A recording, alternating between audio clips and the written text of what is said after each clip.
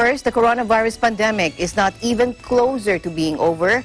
The World Health Organization warned as the global death toll passed 500,000 and cases surged in Latin America and the U.S. Let's listen in.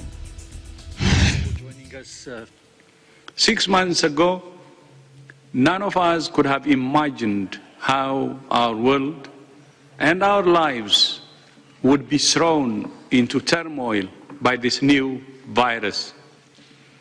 The pandemic has brought out the best and the worst of humanity. We all want this to be over. We all want to get on with our lives. But the hard reality is, this is not even close to being over. Although many countries have made some progress, globally, the pandemic is actually speeding up.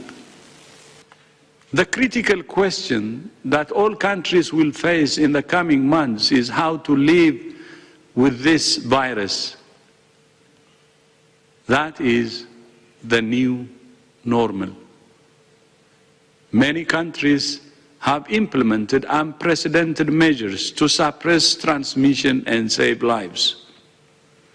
These measures have been successful in slowing the spread of the virus, but they have not completely stopped it.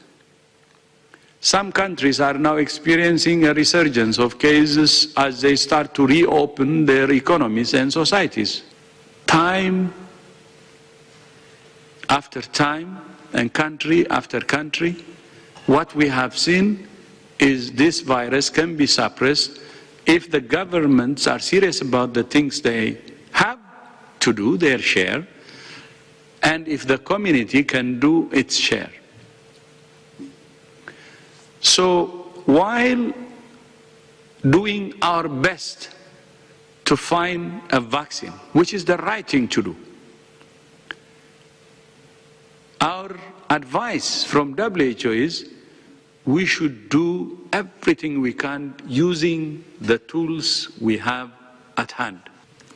And with 10 million cases now and 500,000 deaths, unless we address the problems we have already identified as WHO, the lack of national unity and lack of global solidarity, and the divided world, which is actually helping the virus to spread. As I said in my speech, the worst is yet to come. What you have to do is push the disease down to the lowest possible level. And communities have made a huge sacrifice for that to happen. They've stayed at home, they've stayed away from their families, they've contributed tremendously to suppressing infection. And what public health authorities have needed to do is to put in place the right public health surveillance in order to take advantage of that. So as the restrictions are lifted and as we see small clusters appear, the public health authorities can react quickly. It can be increasingly difficult to apply this comprehensive approach as transmission increases, but it's not one activity alone.